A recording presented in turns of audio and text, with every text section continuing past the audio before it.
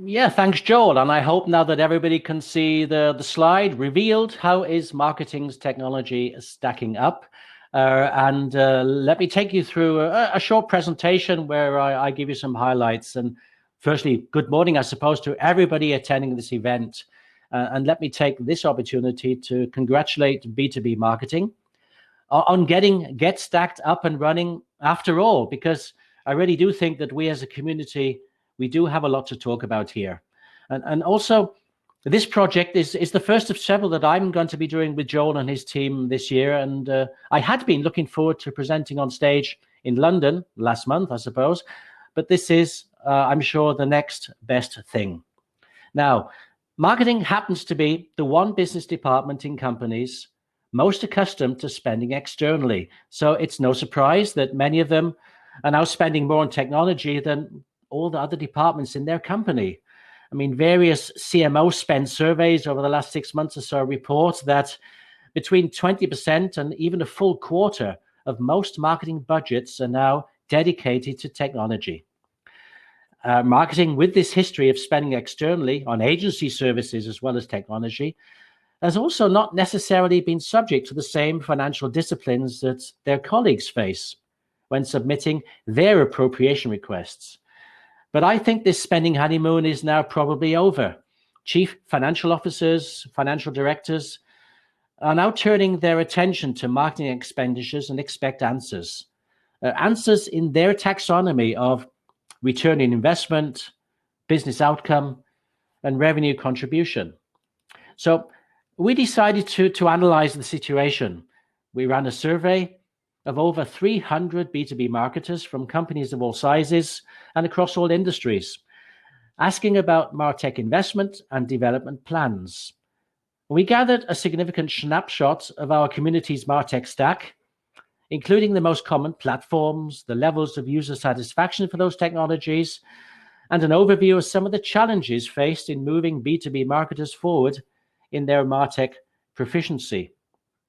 As well as the survey, we also interviewed several marketing executives for their in-depth background and insights. The resulting report, therefore, reveals some industry secrets, plenty of statistics, and peer-to-peer review, though its main aim is to ignite a conversation by providing actionable advice. And the advice given should help you to open a debate in your company about the challenges and ambitions behind building a modern Martech stack. Now, I've been an industry analyst for 20 years, and our main fear as an analyst when fielding a survey is not getting enough significant data to feed an insightful report. But you know what? That is no issue here. Our survey collected a series of quite startling statistics. For example, we gave the survey respondents the chance to self-assess the state of their Martech stack, and the returns were extremely thought-provoking. A staggering 87%. Now that's 100% minus 13. 87% of the respondents were not able to confirm that their Martech stack was performing well, both for current and future needs. Nearly 1/3, 29%, even consider their stack as poor and in dire need of expansion. Now, some 53% reported that their stack was currently adequate, but needs developing for future needs. Now, that sounds comforting, but really only at first. Now, by the way, 80% of respondents also expect their marketing teams to be making even more use of technology in the future. Actually, I'm guessing that is now 100% due to the current crisis. And so the state of their Martech, as reported here, is a dire prospect and should serve as a wake-up call to all of us. So how can we explain this feedback? Now, this was something I discussed with the interview partners. And the cause of this state is a combination of the various factors that we've listed here on this slide. I think that rampant digital transformation in the general business world has indeed raised two distinct patterns of challenges for us B2B marketers in recent years. Now, firstly, we've had to adjust to communicating to the market through many new digital channels. And secondly, we ourselves have had to adapt a realm of new technologies to support our new business processes. I suspect that the pace of change in both areas has somewhat overwhelmed us. Marketing organizations have reacted to these challenges in quite different ways. I've seen some quickly adopting marketing automation platforms, sometimes with processes predefined by the software they selected, but often the Martech was bought and installed without any process change management, and employees who were left quite unprepared. Others eagerly drew up or had it drawn for them by consultants an idealistic target Martech stack, a sort of architecture, and embarked on a buying binge of software subscription after software subscription to fill out their stack. Often, the result became a collection of disparate, uncoordinating systems, which becomes a headache to operate and manage. Now, a further set of businesses ended up with the same result, but not through a stack approach, but because all the marketers in the organization were empowered to license their own tools as an operating expense. I've seen many times in my engagements that a software as a service apps audit across the marketing department invariably shows much more technology being used than originally assumed or planned. So in summary, a sense of urgency around digital marketing has created a sort of arms race where much technology was being acquired tactically and often in response to promises made by marketing software vendors, well, maybe perhaps sometimes only due to that. Now, our survey continued by asking about the financial aspect of a Martech strategy. After all, if you do not control the budget, it's hard to be really responsible for the associated spending strategy. So when we asked about the ownership of the budget for Martech investments, we found that just under a half, 47%, of the respondents stated that they manage their marketing technology budget within the overall marketing budget. That is, the CMO or marketing director of those companies has full responsibility for Martech spending. But that does not necessarily mean that all investments are planned and coordinated. We'll come back to that later. Another 14%, reported that the Martech budget is managed as a separate budget. Most probably, this would be a budget jointly owned by marketing and IT. A minor 7% still need to ask their IT colleagues for approval. But there was a frightening 1/4 which responded that it depends on the project. Now, that certainly does not sound like a strategic approach to me. Our survey also shows that there is no great satisfaction from most respondents with the installed Martech across the board, across all technologies or platform types. Highest of this dissatisfaction, by the way, was CRM. CRM is the most hated system for marketers in general. It scored most negatively in the satisfaction question. For most companies, it was installed usually before they got involved in digital marketing, and often it was configured for the needs of sales as opposed to the needs of marketing. And asked to select the most major Martech challenges or success inhibitors, the factor lack of time and resources to use effectively was the leading topic cited for 7 of the listed 8 technologies. So evidently, companies have been buying and setting up software without considering whether they even have the resources to take advantage of it. Now, comparing the technologies separately, the time resources issues was highest for CRM, customer data management, and marketing automation projects. The more provocative conclusion that we offered of poor choice of vendor was also significant for both CRM and marketing automation vendors. Now, as these are platform categories that influence many other technology choices, it would appear that many Martech stacks are doomed to failure due to historical bad decisions. And by the way, after staff resources, the problem of technology integration is the number 2 issue that B2B marketers recognize. So, a sorry state of affairs. An uncontrolled vendor behavior has probably created a Martech jungle in most B2B organizations.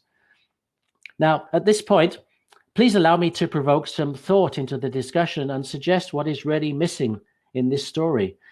You see, there was another question that we posed in the survey, one that I often ask in my engagements as well when helping marketers select the right technology for a project. Because I'm always curious to see the current document on my client's overall Martech strategy. And my experience is similar to the numbers shown here. Usually only about 4 out of 5 only 1 out of 5 can even give me such a document to review. About half tell me they're currently working on one. And the same answer was given by 57% of the survey respondents. That doesn't sound too bad, 21 plus 57. But there's usually something to look at in that case. But in the survey, we also asked what time frame these plans were being laid out for. And a full quarter of the 57% who said they're working on it responded that the strategy they're working on is planning for 6 months or maybe even just 3 months at a time. Well, I would say that any strategy time frame under a year is not a strategy at all. After all, any major Martech acquisition project will typically take 6 to 9 months from initial specification to vendor selection. And that time period is followed by a similar block for project implementation. I'm also a little skeptical about what the respondents meant by Martech strategy. My experience it's usually a shopping list of what needs to be installed and then some sort of a timetable alongside it so that the budget can be calendarized. So clearly, our survey has shown that the real world is still more like this Toy Story metaphor you can see on the slide. I would suggest that a Martech strategy must include several elements of planning, guidelines, and frameworks.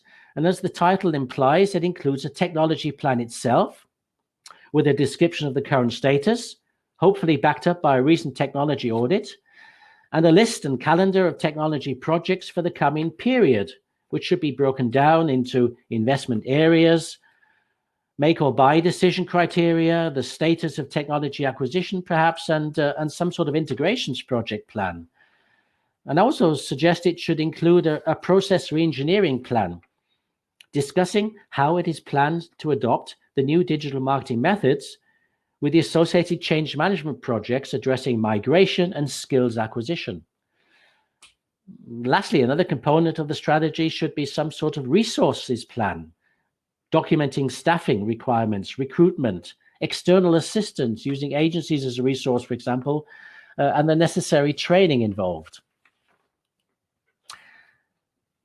So I think that a more clearly strategic approach to the Martech stack is needed to ensure that ultimately spending across the whole marketing budget is optimally invested. Marketing has become primarily digital now and does require technology to operate effectively. And a suitable Martech infrastructure is required by every marketing department to achieve that goal. But equally, digital marketing also requires the appropriate organization and framework of business processes to be effective in operating and leveraging that infrastructure. So the CMO or marketing director should be assigning this responsibility to a senior member of the marketing staff, a sort of chief marketing technology officer, perhaps. In larger organizations, there'll be a separate group for marketing operations, usually created to manage the technology, and maybe the leader of that group could be the owner of the Martech strategy. Martech is now such a significant component of marketing spend and so mission critical. The Martech strategy should be the framework for all marketing staff and possibly IT staff who are involved with the technologies. Digital marketing also means that there are now many categories of marketing staff now involved. There are marketing application end users, there are marketing operations staff, there are executives who need reports and dashboards, but there are also more and more citizen developers of digital experiences or external marketing apps, or even those potential rogue buyers that I mentioned of marketing software, such as analytics for individual use. So in a democratic, modern business environment, there is nearly no way to stop the individual investments, but establishing a framework will limit any potential damage that is caused if you are addressing integration, security, non-compliance, and privacy breaches. And last but not least, the true value of a Martech strategy is not that it's documented or placed on a bookshelf. It's in the meetings, the communications, and the negotiations that are needed to develop the plan. And that continuous dialogue helps everybody to understand the importance of planning and then aligning to the plan. And they will probably limit resource and integration issues in the future. Think of a Martech strategy as a continuous work in progress and openly accessible to all of the marketing staff that I listed just a few moments ago.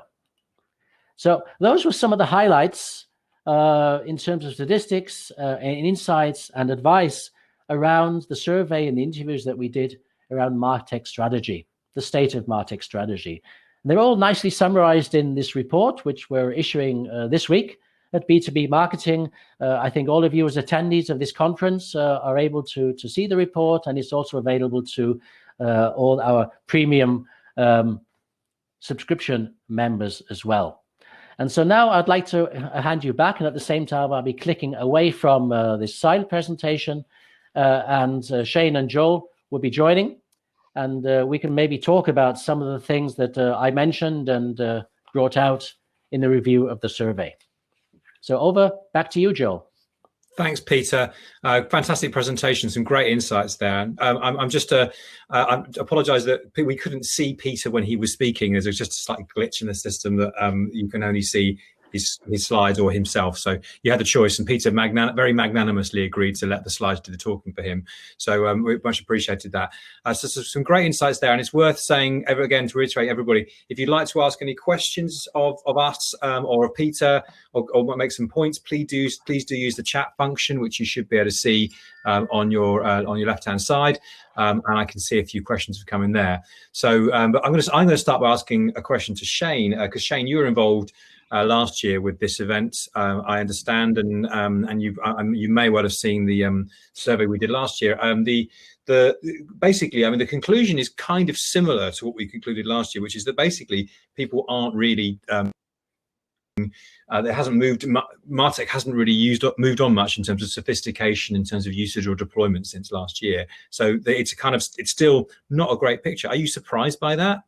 No, I'm not actually. And I think this report is excellent. I'd really urge everybody to read the detail, because it's so interesting to me that exactly for the reasons that Peter explained, as we've got a lot to sort out. There's a lot of companies that bought their first Martech or CRM, which of course isn't marketing technology, it's sales technology, which is probably why we hate it. You know, that's a quite interesting piece of insight to come out of the report, but we'll leave that one onto one side.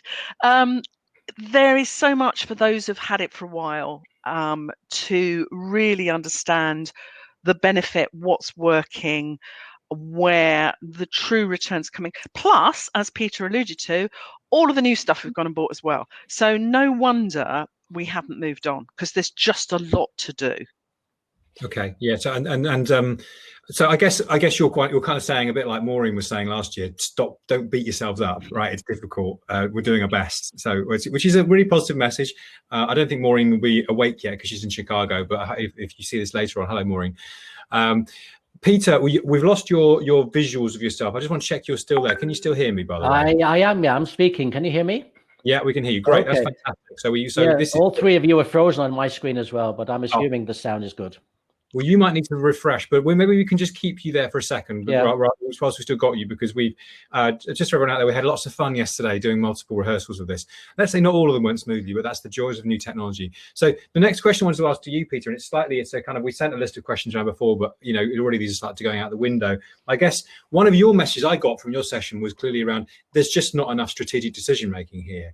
Now, and the challenge, actually, what's happened, as we all know, in the last 6 weeks, is that strategy, well, it seems to me like a lot of strategy what strategy there was might have been going out the window. Do you think is that so is it likely that we're being less strategic now in the wake of coronavirus than we were before? And that was pretty bad. Is that what do you think? Is that a fair assessment, do you think? Well, that's probably too short term, as most B2B marketing organizations are trying to make sure that they can stay in contact with their customers and their buyers through digital channels, maybe move towards events as opposed to physical events and things like that. But when I said that the strategy is sometimes missing, it's not just the sort of the bigger picture of how things fit together. very often what I notice is that people focus on selecting a product or selecting the right vendor, but what they haven't thought about is what the impact would be of installing that technology on work. What does that mean for workflows? What does that mean how people work together? What does that mean in terms of the bigger way that marketers are doing their job? And to be honest, I mean, technology is only a part of the scenario, and often they neglect to think about those other aspects, and that's also the strategic aspect that needs to be considered. Yeah, I mean, it's the people comes along, always the strategy becomes ahead of it, and the processes need to come ahead of it. You can't do it without that. That's right, Shane. You can't just install technology in isolation, can you? No. And that's the reason I really like that one slide from Peter in terms of about the process and where to start. I think that's really helpful. And actually, also, I'd urge everybody to think, when they're doing their audit of what they've got in terms of processes, systems and data, to think beyond marketing, think beyond sales. And actually, as Peter says, this should be a business strategic decision to support the whole organization. And actually, it always concerns me when I work with organizations where they're not thinking about the wider IT strategy, they're not thinking about the wider business strategy, but they are literally, plug and playing into a new tool, which might be great for a very short term, and it's great to test and try something and perhaps build a business case. But that can, if you continue to do that and move on and plug in yet another tool, lead to longer term problems. So this strategic approach is absolutely the right way to go. And that's why I need marketing ops. But let's not dwell on that for a second. Like, loads of great questions, and it's fantastic. So we've got lots to get through in a very short period of time. So Kate has asked, Kate Doyle, hi Kate. Kate has asked, can we share the link to the report in chat? I'm going to ask one of my colleagues to do that. We'll make that available to you ASAP. Forgive me, I'm not quite familiar about where it's going to sit. So we'll get that to you as soon as we can. Holly has asked, and I see Susanna's come back to that already. Holly Gage has asked. Hi, Holly. Holly's asked, as Martech features get regularly updated, and there's lots of consolidation in the market, how do you recommend a company runs an audit of their Martech? So perhaps we can, and Shane, I know you're going to have perspective on this. Perhaps we could try and keep it to a soundbite if possible, so we can get through these. And then I'll go to you, Peter, if that's all right. Is that possible, Shane? Do you think? Use an external expert. Right, okay. There we go. That was nice and simple. But not all experts are the same, are they? Because someone who's genuinely objective and not trying to sell you a solution. Perhaps that's a separate conversation around how you spot objectivity. I'm sure that Shane would like to talk about that later on. Peter, do you have a view on that one? How you do an audit? What's the best way to do that? No, I mean, definitely the external point of view is very important. And let's stretch the word external. Don't only talk to the users of a system to find out how much it's been used and whether it's useful or not, but actually talk to people around marketing, in sales, in services, other departments that maybe should be affected by the system, and find out if there is an impact and what type of impact is there as well. And that should be part of the decisions, just to see how, should you keep the system, further develop the system, or obsolete the system. And don't be scared to decide to obsolete the system. Okay, yeah, there's that there's that Frankentech dimension. I love that expression of technology hanging around much longer than it should have been. Yeah. Thank you, guys. Right. Nigel Arthur. Hello, Nigel. Nigel asked, Peter, can you talk a little bit more about what you describe as the internal arms race? Can you just elaborate on that a little bit, Peter, for us? Well, I mean, it maybe would have happened if we all met in London at the Get Stacked event. I mean, there is an element of ego in buying some of this technology, and quite a few marketing executives are proud that they maybe were, the pioneers. They were the first people to do detailed analytics or predictive analytics. ABM was a fashionable term, and maybe a year and a half ago now it's dying a little bit away because it's basically routine business of B2B marketing. But there are these fashions that appear in technology, and the fashions are fanned off as a fire by the vendors, the vendor salespeople, the vendor marketers, and there are some elements of our community that relish this and use it. And so that's the sort of arms race that I'm talking about. Yeah, I've got the latest system. What about you? And they have a conversation in that way. It's almost like a fashion contest. Yeah, I think marketing. I agree with you. Marketing generally is a fashion industry. It's often the case. The emperor's new clothes. Yeah. I might take issue whether ABM is a fashion or a typical shift, but anyway, we haven't got time for that right now, so we'll skip over that one nicely. Adam's asked a question. Hello, Adam Sharp. Nice to glad you're here today for us this morning. Question for Peter: Are marketers still adding more applications, or are they reducing the number? So is the stack growing? I think is the question, or is it shrinking? Did you get a picture of that from the research? Well, not from the research. We know that 80% will be buying something this year, so they're planning to increase their budgets and so on. And I know from anecdotal conversations and being involved in projects that there's a great hesitance to switch something off. So yes, they love to go out and get some new stuff and then worry about adding it to what they've currently got. But hardly ever is a consideration prevalent that people consider switching stuff off or moving from one system to another. I mean, web experience management at the moment is a current trend to invest in, but people are very hesitant to switch off their existing content management systems behind it. They sort of surround their current systems, their legacy systems, let's call it that, with the new system. Similar in digital asset management, they have a similar strategy in many companies that they buy a new modern DAM, but they keep the old DAM systems they have. DAM with one M in that case. Shane.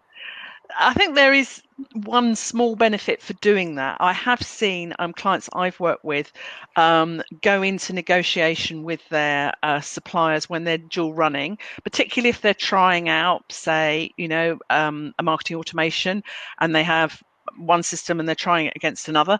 It's very helpful when you come to negotiating the price. So, because the vendors they know your install data, they know you're running two systems. So all I'd say is that I would agree, you don't necessarily want to keep on doing it, but if you're coming up to contract negotiation, you absolutely want to have both in play. Top tip. Yeah. Okay, so there's an ancillary benefit to a bit of proliferation and duplication. So, okay, good. That's a good point. I thought that David Maguire was asking a question, but it turns out he's just bragging about being in Cornwall. David, please change the record, honestly. So any other questions we've got a bit from the audience, please do get them in. We've got two experts in this area. We don't want you to miss out on this. But so a couple of questions from me then. I mean, we're all, when I say we're all, maybe it's just me, I don't know, awaiting Scott Brinker's latest Chief Martech Officer slide for 2020. I noticed he's crowdsourced it this year, which means it's finally got to the point where he doesn't believe he can actually do it all himself, which is probably fair enough. Last year, 2019, it seemed to, having leapt forward in huge jumps, hundreds of solutions every year, it slowed right down. It was only a relatively small jump, like 150 new platforms on there. Do we think this is the industry plateauing finally? And if that's the case, what impact does it have on a kind of Martech proliferation or kind of over complexity in organizations, if any at all? Peter, what do you think about this? Have you got any views on this one? Yeah, I would hope so. I mean, over 8,000 vendors active in the marketing automation market.